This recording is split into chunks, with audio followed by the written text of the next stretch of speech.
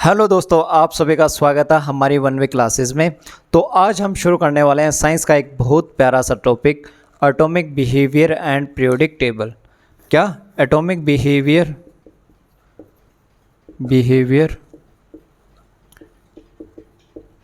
And periodic table, है ना। सबसे पहली बात आती है कि एटम क्या होता है। एटम मतलब परमाणु।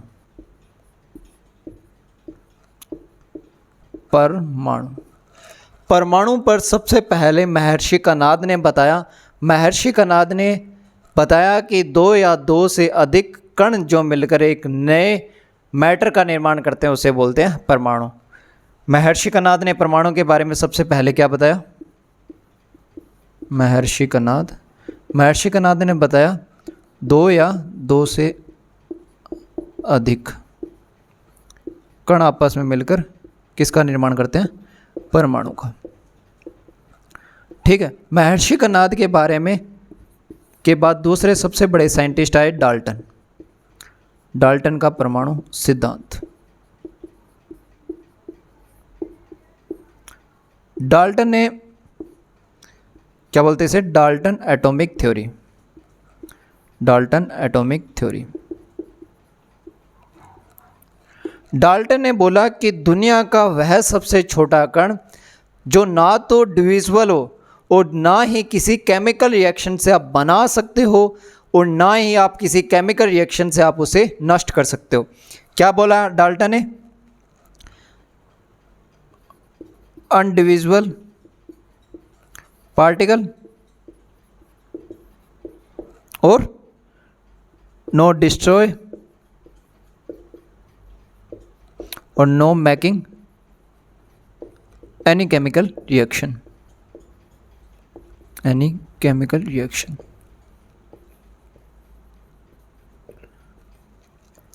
डाल्टन ने बोला कि दुनिया का वह सबसे छोटा कण जो ना तो डिविजिबल हो, ना आप बना सकते हो किसी केमिकल रिएक्शन से और ना ही आप उसे नष्ट कर सकते हो किसी केमिकल रिएक्शन से। और डाल्टन ने बोला कि भिन्न भिन्न तत्वों का परमाणु क्रमांक या द्रव्यमान मास क्या होता है? अलग अलग होता है। डिफरेंट एलिमेंट का डिफरेंट मास होता है। और इन्होंने बोला कि दो एटम मिलकर एक कंपाउंड बनाते हैं। ठीक है, ये किसने बोला? डाल्टन ने। तो अभी तक हमने देखा डाल्टन ने क्या बोला कि दुनिया का वह सबसे छोटा कण जो ना तो डिविजिबल है, ना आप किसी केमिकल रिएक्शन से बना सकते हो, ना आप किसी केमिकल रिएक्शन से आप उसे नष्ट कर सकते हो। दो एटम मिलकर क्या बनाते हैं? कंपाउंड बनाते हैं। भिन्न भिन्न एटम का मास नंबर अलग अलग होता है, यानी कि द्रव्यमान संख्या उनकी अलग अलग होती है। ये सबसे पहले बताया था डाल्टन ने। अब डाल्टन ने ये बोल दिया कि दुनिया का अनडिविजिबल पार्टिकल क्या है? एटम है। लेकिन जब और साइंटिस्ट ने इस पर रिसर्च की तो पता चला कि एटम को तो तोड़ा जा सकता है, और एटम को तोड़ा तब उसके फंडामेंटल पार्टिकल्स के बारे में पता लगा। क्या लगा? फंडामेंटल पार्टिकल्स के बारे में पता लगा। वो देखते हैं।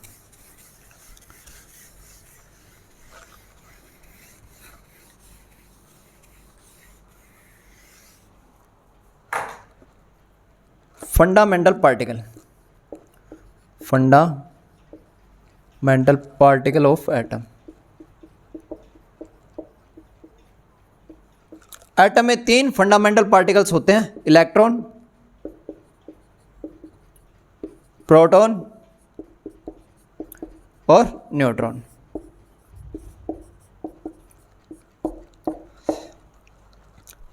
कितने पार्टिकल्स होते हैं? तीन पार्टिकल्स होते हैं। फंडामेंटल पार्टिकल्स तीन पार्टिकल्स होते हैं जिनसे मिलकर एटम बनता है। सबसे पहला इलेक्ट्रॉन, प्रोटॉन, न्यूट्रॉन। कितने? तीन। कौन कौन से? Electron, proton, neutron. अब सबसे पहले देखते हैं कि इलेक्ट्रॉन कहाँ पाया जाता है, फिर देखेंगे इन पे चार्ज क्या होता है, फिर देखेंगे इनकी वैल्यू क्या होती है। ये कोई एटम है, ये पूरा न्यूक्लियस है। न्यूक्लियस में क्या पाया जाता है? Neutron plus proton. ठीक है। जो कक्ष में गति करते हैं, जो इन कक्ष में गति करते हैं वो क्या होते हैं? इलेक्ट्रॉन। वो क्या होते हैं? इलेक्ट्रॉन। ये सारे क्या हैं? इलेक्ट्रॉन। ठीक है, तो क्वेश्चन ये आता है कि एटम के न्यूक्लियस में क्या पाया जाता है? Proton plus neutron. जबकि एटम के सेल के अंदर क्या पाया जाता है? इलेक्ट्रॉन। क्या पाया जाता है? इलेक्ट्रॉन। इलेक्ट्रॉन पे -1 चार्ज होता है, प्रोटॉन पे +1 होता है और न्यूट्रॉन पे 0 होता है। इलेक्ट्रॉन पे -1, प्रोटॉन पे +1 और न्यूट्रॉन पे 0। अब बात ये आती है कि एटम का सबसे भारी मतलब हैवी, एटम का सबसे हैवी पार्टिकल्स कौन होता है? तो एटम का सबसे हैवी पार्टिकल होता है उसका प्रोटॉन। कौन सा? प्रोटॉन। अगर एटम की बात करें तो एटम का सबसे हैवी पार्टिकल होता है प्रोटॉन, फिर होता है न्यूट्रॉन, फिर होता है इलेक्ट्रॉन। क्या होता है? प्रोटॉन, न्यूट्रॉन और इलेक्ट्रॉन। अब कई बार क्वेश्चन यहाँ से पूछा जाता है कि न्यूट्रॉन सबसे भारी कैसे है जबकि उस पर आवेश 0 है, 2 नंबर पे सबसे भारी है। तो ये प्रोटीन के साथ बंधित होता है और इस पर नो चार्ज होता है, इस वजह से ये भारी कणों में काउंट किया जाता है। अब बात करते हैं इलेक्ट्रॉन। इलेक्ट्रॉन की खोज जे थॉमसन ने की थी। इलेक्ट्रॉन की खोज किसने की? जे थॉमसन ने। जे थॉमसन ने। ठीक है, किस एक्सपेरिमेंट पर की? कैथोड रेज ट्यूब पर। किस पर? कैथोड रेज ट्यूब पर, कैथोड किरण परखनली प्रोग्राम पे। ठीक है, कब की? 1897 में। ठीक है, इलेक्ट्रॉन के बारे में सबसे पहले जे थॉमसन ने 1897 में बताया तथा इन्होंने एक एक्सपेरिमेंट किया जिसे बोलते हैं कैथोड रेज ट्यूब एक्सपेरिमेंट। ठीक है, इलेक्ट्रॉन का मास कितना होता है?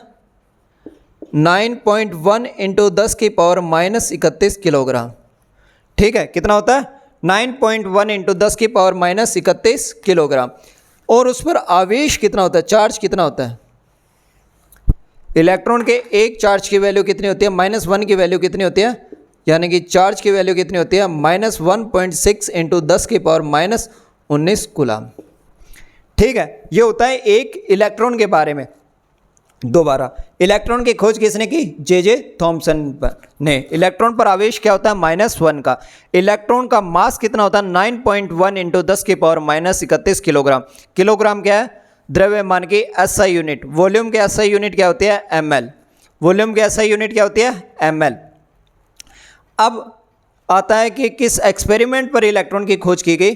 तो वो एक्सपेरिमेंट था कैथोड रेज ट्यूब। एक इलेक्ट्रॉन के चार्ज की वैल्यू क्या होती है? -1.6 × 10⁻19 कूलम। ये है एक इलेक्ट्रॉन। इलेक्ट्रॉन कहाँ पाया जाता है? एटम के कक्ष में, यानी कि सेल में। न्यूट्रॉन प्रोटॉन कहाँ पाए जाते हैं? नाभिक में।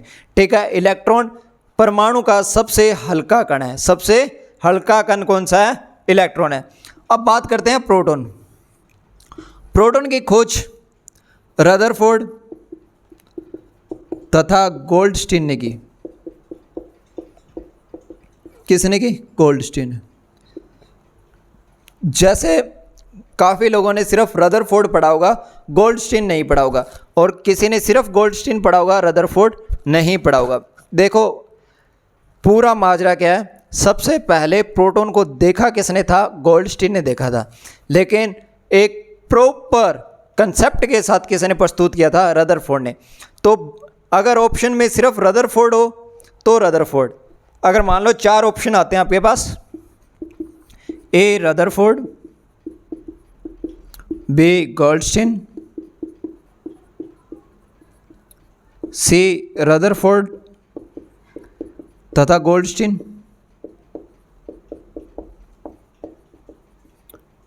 D J Thomson. J Thomson. ठीक है, अगर इस तरह से ऑप्शन आए तब तो रदरफोर्ड और गोल्डस्टीन सही होगा, और इस तरह ऑप्शन ना आकर इस तरह ऑप्शन आए तो फिर रदरफोर्ड हमारा करेक्ट ऑप्शन होगा। अगर क्वेश्चन ये बोले कि प्रोटॉन को सबसे पहले देखा किसने था, तब फिर हमारा करेक्ट आंसर होगा गोल्डस्टीन। और प्रोटॉन के बारे में सबसे अच्छी थ्योरी, यानी कि प्रोटॉन के ऊपर फुल बेस थ्योरी किसने दी थी?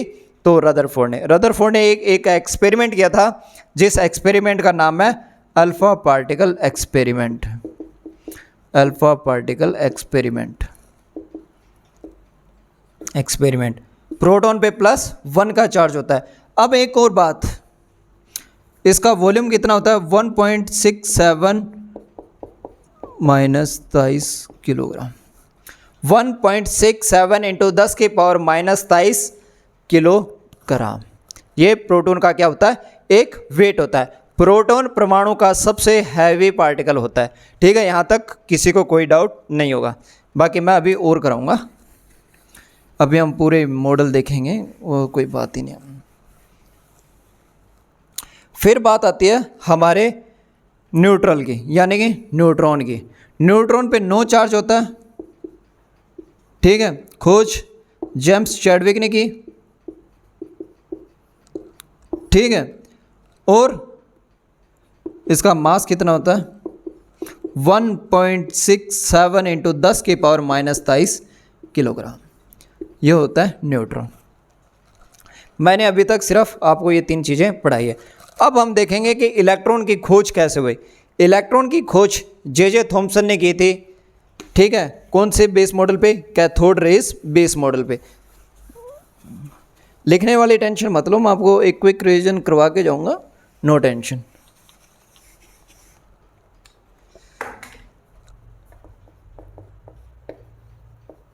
Cathode rays experiment. Cathode rays experiment, इसने क्या किया? 2 इलेक्ट्रोड लिए और एक परख नली ली, यानी कि एक कम गैस दाब वाली गैस ट्यूब ली। क्या ली? कम गैस दाब वाली एक गैस ट्यूब ली। 2 मिनट। इसने 2 इलेक्ट्रोड लिए और एक कम गैस दाब वाली ट्यूब ली। ठीक है, यहाँ पे नेगेटिव, यहाँ पे पॉजिटिव, यहाँ से उच्च वोल्टेज, यहाँ पे अपने V लिख देते हैं।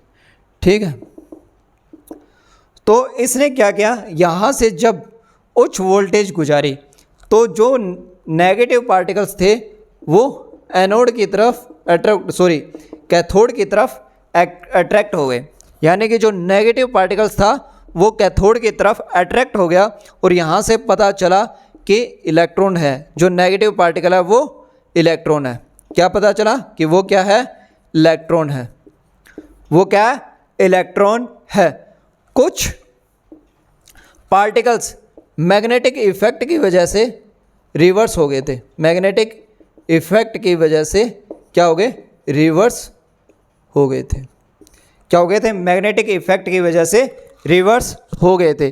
और क्या पता लगा हमें? इस बारे में पता लगा। अब इसी पर बेस रदरफोर्ड का मॉडल था, अल्फा पार्टिकल मॉडल्स। उसने क्या किया? एक यहाँ पर अल्फा कण गिराए और जो अल्फा कण 2 तरफ ट्यूब रखे, एक तरफ नेगेटिव चार्ज, एक तरफ पॉजिटिव चार्ज। ठीक है, और जो नेगेटिव चार्ज था वो पॉजिटिव की तरफ और जो पॉजिटिव चार्ज था वो नेगेटिव की तरफ। और यहाँ से पता चला कि कौन? प्रोटॉन के बारे में। और जो नहीं चार्ज दिखाते थे वो जो नीचे गिर गए थे, इनको जेम्स चैडविक ने न्यूट्रॉन बोल दिया। ये एक्सपेरिमेंट किए थे उस वक्त। ठीक है, एक्सपेरिमेंट से डायरेक्ट आपके यहाँ पे क्वेश्चन नहीं आते। ये एक्सपेरिमेंट तो मैंने इसलिए बताई ताकि आपके माइंड में थोड़ी सी बात रह जाए, बाकी एक्सपेरिमेंट से कोई क्वेश्चन नहीं आता। अब क्वेश्चन आता है रदरफोर्ड का एटॉमिक मॉडल, यानी कि रदरफोर्ड ने एक न्यूक्लिक मॉडल दिया था, जिसे रदरफोर्ड का नाभिकीय मॉडल भी बोलते हैं, उसे रदरफोर्ड का न्यूक्लियस मॉडल भी बोलते हैं। उस पर मतलब काफ़ी क्वेश्चन आते हैं, क्योंकि उसने अब तक हमें क्या पता चल रहा था कि कोई भी एटम है, उस एटम में क्या है कि बहुत सारे कक्ष हैं, उन कक्ष में इलेक्ट्रॉन गति करते हैं, न्यूक्लियस है, न्यूक्लियस में प्रोटॉन न्यूट्रॉन। लेकिन इस थ्योरी ने क्या कर दिया? पूरा सीन ही चेंज कर दिया। रदरफोर्ड न्यूक्लियस मॉडल, रदरफोर्ड का न्यूक्लियस मॉडल, यानी कि रदरफोर्ड का नाभिकीय सिद्धांत। रदरफोर्ड ने क्या किया, यहाँ पे एक शीशा लिया, यानी कि क्या लिया, यहाँ पर एक शीशा लिया, ठीक है, और यहाँ पर एक बड़ी परत लगाई और यहाँ पर एक सोने की पन्नी रखी। जब पीवी से बहुत सारी किरणें गुजारी गई और इन पर ये किरणें गुजारी गई, तो इनमें से कुछ किरणें रिफ्लेक्ट होकर वापस आ गई, कुछ किरणें पूरी क्रॉस हो गई, कुछ किरणें पूरी क्रॉस हो गई, कुछ किरणें रिफ्लेक्ट होकर वापस आ गई अलग अलग एंगल पर। तो इस एक्सपेरिमेंट को करने के बाद रदरफोर्ड ने बोला कि दोस्तों अब तक हमें जो चीज़ें पता थी वो चीज़ें वैसे नहीं होती, यानी कि जो एटम है उसका न्यूक्लियस खाली है, एटम अंदर से पूरा खाली है, उसका न्यूक्लियस पूरा खाली है, ठीक है। रदरफोर्ड ने इस मॉडल पर बोल दिया कि एटम पूरा खाली है, एटम का न्यूक्लियस खाली है, पूरा एटम खाली है, तभी तो मेरी किरणें, तभी तो मेरी जो रेज थी वो क्रॉस हो गई। अगर एटम खाली नहीं होता तो मेरी किरणें क्रॉस नहीं हो पाती, क्रॉस हुई हैं इसका मतलब एटम अंदर से खाली है। इसी एक्सपेरिमेंट को बेस मानकर जे थॉम्सन ने एक मॉडल दिया जिसे बोलते हैं जे थॉम्सन का plum pudding model. J Thomson का plum pudding model. J Thomson ने बोला, एकदम सही बोल रहे हैं रदरफोर्ड साहब, ठीक उसी तरह परमाणु में इलेक्ट्रॉन होते हैं जिस तरह एक तरबूज के अंदर बीज धसे होते हैं। क्या बोला कि ठीक उसी तरह इलेक्ट्रॉन होते हैं जिस तरह एक तरबूज के अंदर बीज धसे होते हैं। और प्लम पुडिंग ने जे थॉम्सन ने एक मॉडल दिया जिसे हम बोलते हैं प्लम पुडिंग मॉडल।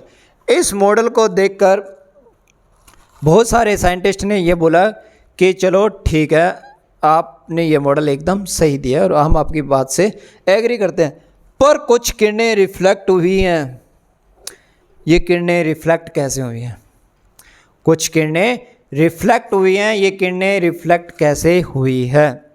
तो इसी को बेस मानकर रदरफोर्ड ने एक नया मॉडल दिया जिसे बोलते हैं रदरफोर्ड का 9 ग्रह मॉडल।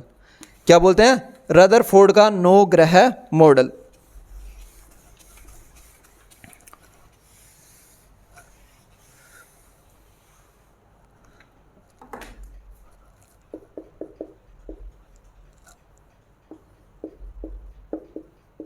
रदरफोर्ड का 9 ग्रह मॉडल। इसमें बोला इसने, ये एटम है एक, ये न्यूक्लियस है, न्यूक्लियस में न्यूट्रॉन प्लस प्रोटॉन है और कुछ इलेक्ट्रॉन इस तरह गति करते हैं, पर इन इलेक्ट्रॉन की संख्या क्या है? डिफिनाइट है, यानी कि निश्चित है। इलेक्ट्रॉन की संख्या क्या है? निश्चित है।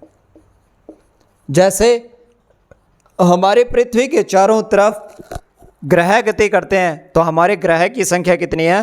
9, यानी एक फिक्स है। उसी तरह एक एटम में इलेक्ट्रॉन की संख्या फिक्स है और मेरी रेज जो इलेक्ट्रॉन से नहीं टकराई वो क्रॉस हो गई और जो इलेक्ट्रॉन से टकराई वो रिफ्लेक्ट हो गई। ये सबसे बड़ा कारण बना कि मेरी रेज क्यों रिफ्लेक्ट हुई। और इसी को बेस मानकर, इसी बात को बेस मानकर अभी तक हमें क्या पता लगा कि एटम अंदर से खाली है नहीं है। अभी तक हम इन सब थ्योरी में घूम रहे हैं, ठीक है। इन सब थ्योरी से क्वेश्चन नहीं आते, ये मैंने आपको डायरेक्ट पोर्शन बताया, ठीक है। इसके बाद में एक साइंटिस्ट आते हैं नील्स बोहर। नील्स बोहर का परमाणु मॉडल, ये एकदम सटीक जानकारी देते हैं, ये परमाणु को पूरा खोल के रखते हैं और परमाणु के बारे में सबसे अच्छा थ्योरी कौन देता है? हमारे नील्स बोहर देते हैं। अब हम देखते हैं नील्स बोहर का परमाणु मॉडल। क्या देखते हैं? नील्स बोहर का परमाणु मॉडल।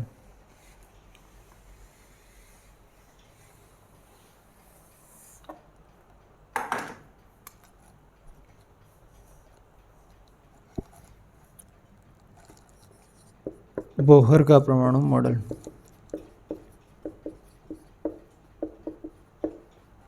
बोहर ने सबसे पहले तो ये चीज़ें बताई कि इलेक्ट्रॉन एक निश्चित कक्ष में गति करते हैं, इलेक्ट्रॉन एक निश्चित कक्ष में गति करते हैं।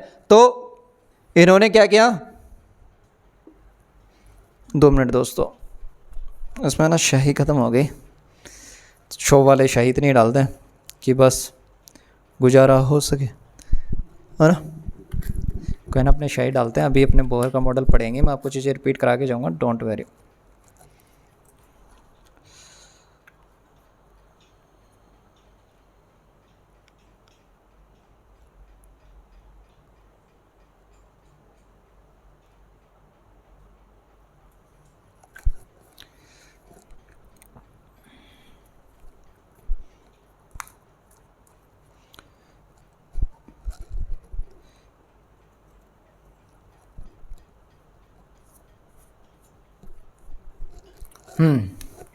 नील्स बोर ने क्या किया, एक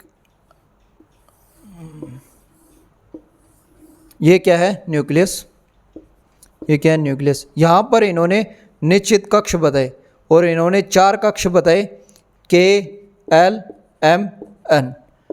ठीक है, ये कक्ष किस बेस पर बताए थे, उन्होंने क्वांटम नंबर बेस पर बताए थे। क्वांटम नंबर एक आगे इससे 2-3 थ्योरीज आगे हैं क्वांटम नंबर्स जो आपको पढ़ाए जाएंगे।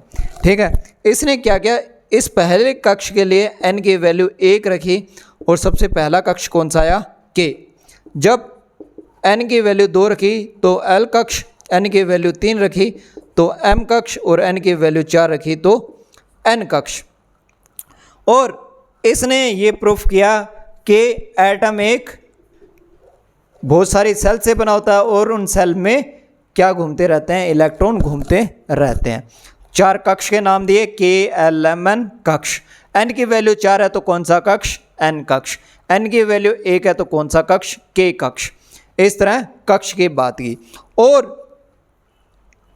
इनसे जब ये पूछा गया कि ये ऊपर वाला इलेक्ट्रॉन न्यूक्लियस पे क्यों नहीं गिरता, सपोज दैट एक रूम है, वो एटम है, जो हमारा फ्री ऊपर पंखा है, ये पंखा नीचे गिरना चाहिए, किस वजह से, गुरुत्वाकर्षण की वजह से।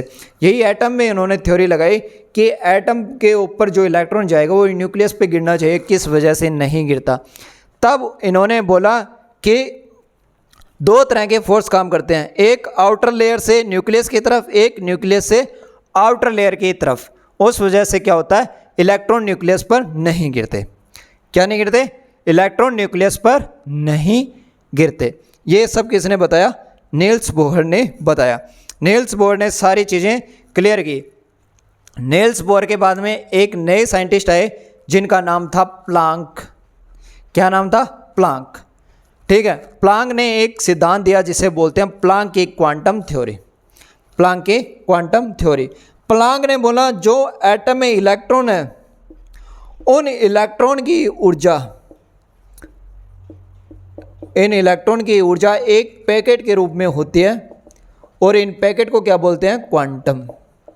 क्या बोलते हैं, क्वांटम। और इस पर इक्वेशन दी EH बराबर, ठीक है, EH बराबर ये वाली, E बराबर H न्यू। ठीक है, ये एक तरह की रिएक्शन उन्होंने दी और ये रिएक्शन आज हम पढ़ते हैं। ठीक है, और इसी पे बेस आगे क्वांटम नंबर भी पढ़ाए जाते हैं जो हम कल की क्लास में देखेंगे, क्योंकि आज सिर्फ अपनों ने बेसिक शुरू करना था ताकि तुम्हें पता लगे।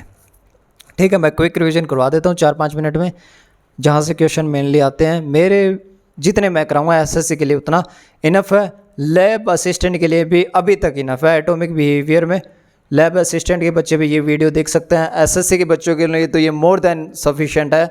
यानी कि कोई पढ़ाकू से भी पढ़ाकू तो इससे ज़्यादा एटम से बाहर क्वेश्चन नहीं आते। ठीक है, तो मैं बताता हूँ अब। सबसे पहले डाल्टन ने, अगर बात है कि परमाणु शब्द किसने दिया तो महर्षि कनाद ने। इसके बाद में डाल्टन ने एक एटॉमिक थ्योरी दी जिसमें उन्होंने बोला कि दुनिया का वह सबसे छोटा कण जो डिविजिबल ना हो, जो किसी केमिकल रिएक्शन से ना बनाया जा सके ना डिस्ट्रॉय किया जा सके, वो क्या है, एटम है। एटम, 2 एटम मिलकर एक कंपाउंड का निर्माण करते हैं, ये भी उन्होंने बता दिया। ठीक है, इसके बाद में इन्होंने, इनकी थ्योरीज के बाद में फंडामेंटल पार्टिकल्स के बारे में पता लगा। एटम के 3 फंडामेंटल पार्टिकल्स होते हैं, इलेक्ट्रॉन, प्रोटॉन, न्यूट्रॉन। इलेक्ट्रॉन की खोज किसने की, J.J. थॉमसन ने। कब, 1897 में। इलेक्ट्रॉन पे -1 चार्ज होता है। चार्ज की वैल्यू क्या होती है? -1.6 इंटू 10 की पावर -19 कूलम। ठीक है, इसका मास कितना होता है? 9.1 इंटू 10 की पावर -31 किलोग्राम। उसके बाद में आता है कि इलेक्ट्रॉन की खोज किस एक्सपेरिमेंट पर आधारित है? तो कैथोड रेज ट्यूब। इलेक्ट्रॉन से इतने ही क्वेश्चन बनते हैं। एक क्वेश्चन और बनता है कि परमाणु का सबसे हल्का कण इलेक्ट्रॉन। फिर बात आती है प्रोटॉन। प्रोटॉन की खोज किसने की? रदरफोर्ड ने। किसने की? रदरफोर्ड ने और गोल्डस्टीन ने। ये दो नाम देखे जाते हैं। इसके बाद में क्वेश्चन आता है कि प्रोटॉन पे चार्ज क्या होता है? +1। प्रोटॉन का मास कितना होता है? 1.6723 इंटू 10 की पावर -23 किलोग्राम। क्या? 1.6723 इंटू 10 की पावर -23 किलोग्राम। अब क्वेश्चन आता है कि रदरफोर्ड ने जो प्रोटॉन की खोज की वो किस एक्सपेरिमेंट या किस मॉडल पर आधारित है? तो वो है अल्फा पार्टिकल्स मॉडल पर आधारित। उसके बाद में आता है न्यूट्रॉन। न्यूट्रॉन की खोज किसने की? जेम्स चैडविक ने। न्यूट्रॉन की सबसे खास बात नो चार्ज। ठीक है, और इसका मतलब न्यूट्रॉन की खोज किस बेस मॉडल पर आधारित है? तो बेरिलियम पर अल्फा कणों का छिड़काव करने। यानी कि जैसे बेरिलियम पर उन्होंने एक बेरिलियम एलिमेंट लिया, उस पर अल्फा पार्टिकल्स डाले और एक एक्सपेरिमेंट किया जिससे हमें न्यूट्रॉन का पता लगा। ये है न्यूट्रॉन के बारे में। ठीक है, अब क्वेश्चन ये आता है कि रदरफोर्ड का नाभिकीय मॉडल क्या बोलता है? रदरफोर्ड का नाभिकीय मॉडल ये बोलता है कि पूरा न्यूक्लियस अंदर से खाली है। ठीक है, फिर सबसे पहले बोर का परमाणु मॉडल क्या बोलता है? बोर का परमाणु मॉडल बोलता है कि परमाणु के अंदर एक निश्चित कक्ष में निश्चित इलेक्ट्रॉनों की गति होती है। ठीक है, ये सब आज की क्लास का ओवरव्यू है, एक समरी है। आज की क्लास में इतना आपके लिए फ़ायदेमंद है, क्योंकि अगर मैं ज़्यादा खींचूंगा, अब क्वांटम नंबर है, क्वांटम नंबर 4 तरह के होते हैं, प्रिंसिपल, कोणीय संवेग, मैग्नेटिक, स्पिन क्वांटम नंबर। इसके बाद में और बहुत सारी चीज़ें आ जाती हैं, तो वो सारी चीज़ें मैं खींचकर आपको इस क्लास में नहीं, आगे वाली क्लास में। आज हमारी पहली वीडियो थी। 1 वे क्लासेस का एक नया चैनल है, श्रीगंगानगर में हमारी पहली पहल है। हो सकता है कि हम बहुत जल्द ऑफलाइन भी आएँ, हो सकता है कि हमें वक्त लगे, लेकिन आएंगे ज़रूर। हम आपको एकदम अच्छे कंटेंट के साथ मिलेंगे। ठीक है, जो भी बच्चा कोई भी डाउट हो, ठीक है, देखो कोई भी डाउट हो आप मुझे कमेंट में डालो, मैं आपको 110% बताऊंगा। अगर कमेंट में रिप्लाई करने के लिए जैसा आपका क्वेश्चन नहीं होगा तो मैं एक स्पेशल वीडियो बनाकर आपको बताऊंगा, पर हम आपको ज़रूर बताएंगे। मेरी पूरी टीम में मतलब अभी पूरा टीम मैं बना रहा हूँ। ठीक है, हमारी पूरी टीम की पहली और आखिरी कोशिश यही रहेगी कि हमारे द्वारा बच्चों का भला किया जाए। उन बच्चों का जो शायद कोचिंग अफोर्ड नहीं करते, जो कोचिंग अफोर्ड करते हैं वो कहीं ना कहीं से पढ़ लेते हैं, पर कुछ बच्चे ऐसे हैं जो कहीं भी अफोर्ड नहीं कर पाते। उन सब के लिए हमारी पहली पहल है। और गंगानगर में हम एकमात्र, मैं चैलेंज के साथ बोल रहा हूँ, ठीक है, हमारी पढ़ाई साइंस और मैथ पे हमारा फुल्ली फोकस है। हमारी पढ़ाई साइंस और मैथ से बाहर कुछ भी नहीं आएगा। एसएससी से तो मैं 110% चैलेंज के साथ बोलता हूँ, हमारी मैथ और साइंस से कुछ नहीं आएगा, साइंस से अलग कुछ नहीं आएगा। जो हम साइंस पढ़ाएंगे वही आएगा। अभी कुछ दिनों बाद सीजीएल है, हम आपको सीजीएल में भी दिखाएंगे कि हमने इन वीडियो में इतना बताया था और इतने क्वेश्चन आए हैं। ठीक है, तो ज़्यादा से ज़्यादा इस वीडियो को लाइक करो, ज़्यादा से ज़्यादा इस चैनल को सब्सक्राइब करो। नए चैनल हैं, नई सोच है, नए चेहरे हैं, तो इन चेहरों को अगर अच्छा लगे तो सपोर्ट करो, वरना मेहनत हम भी कर रहे हैं, मेहनत आप भी कर रहे हो, मेहनत सबको करनी है। हम अपना लगे रहते हैं, आप अपना लगे रहो, है ना। पर वीडियो अच्छी लगे तो चैनल को सब्सक्राइब जरूर करना, हमारी वीडियो को लाइक ज़रूर करना और अपना ओपिनियन ज़रूर देना। ठीक है, थैंक यू, मिलते हैं कल आगे।